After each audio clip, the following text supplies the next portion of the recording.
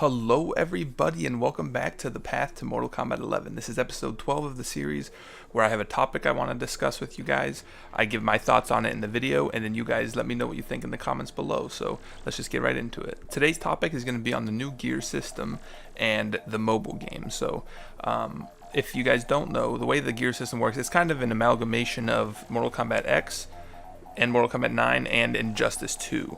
So what I mean by that, there's going to be skins, but then there's also gear pieces. So every character we know is gonna have, we know this from like when they first debuted it, every character is gonna have 3 pieces of gear that you can alter, and then they're also gonna have skins.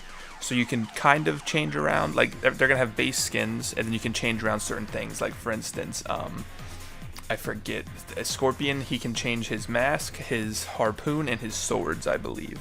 And then Johnny Cage can, I know he can change his shades, his belt, and I forget what else he can change, to be honest with you, but you get the point. You can change 3 things on the character, and then they're going to have base skins. Now, my thoughts on this, I really like it because the gear in Injustice 2 just got overwhelming, if I'm being honest. Like, I just had an overflow of stuff, and all the stats and all that, just, you know, I really, all I cared about was how the character looked, and it kind of sucked going through gear after gear after gear for 5 different things. So I kind of like that they simplified it. There's only 3 things for each character, and then you also just have the base skins, because that's another thing about Injustice 2.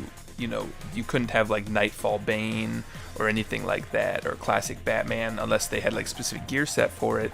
But then the problem was you had to wait until you found all the pieces of that suit before you could use it all.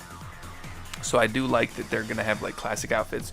We've already seen classic outfits for characters and stuff like MK9 Johnny Cage and whatnot. So I'm really excited about that. And then we also saw like MK3 Scorpion and stuff like that. So I personally am a big fan of the way they're doing it now. Now the next thing I want to talk about is what types of things do you want to see customizable for your favorite character? Like for me, for Kano, I mean, I'm assuming that you can change his knife, his eye laser, and his chest piece. I don't really know what else they could do for him, you know. Maybe there's gonna be like, you know, because sometimes he has like grenades and other gear, so maybe something like that, who knows. But really the knives, I can't wait. You know, you're gonna be able to customize the knives, and I can't wait to see what you can do for him. So let me know what you want to see from your favorite characters as far as the customizing gear goes. Now the next thing I'm going to talk about is the mobile game, because in MKX the mobile game was kind of linked with the console version, and there were specific skins you could get just from playing the mobile game. And I'm curious if they're going to do that again, because as we know, they changed the mobile game from Mortal Kombat X Mobile to just Mortal Kombat Mobile. There was a huge update recently. The game looks beautiful, the graphics engine is better, everything like that. It's like a whole new game. And I do feel like, and they just recently added MK11 characters, and I do feel like they might still do something like that where you can link it to the console game. But I'd personally be all for that, because I play the mobile game. You know, it wouldn't really, you know, be any skin off my back, because I play it already. So I'd like to see that. And one of my favorite skins in MKX was Undercover Cassie, where she had the tuxedo. That skin was sick, and that you got that from playing the mobile game. So I think it'd be cool if they did it though, where there were more skins, like instead of just picking and choosing 1 or 2. I know it's a lot to ask, but imagine if you could get a specific skin for every character. You know, that way your favorite one's not left out. You know, that is a lot to ask, but who knows. And then on top of that,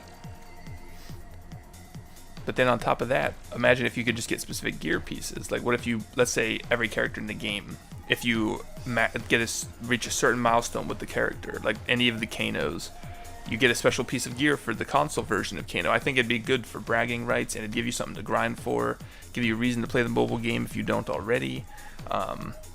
But yeah, I mean, let me know what you think about that. I personally think it would be good and add longevity to the mobile game. I mean, when I'm bored, I play the mobile game already, so maybe I'm biased. Maybe if you don't play the mobile game, let me know what you think about my idea, because would it make you want to play the mobile game, or would you just be upset because you don't want to play the mobile game and now there's like gear that's locked because you don't want to play it, you know?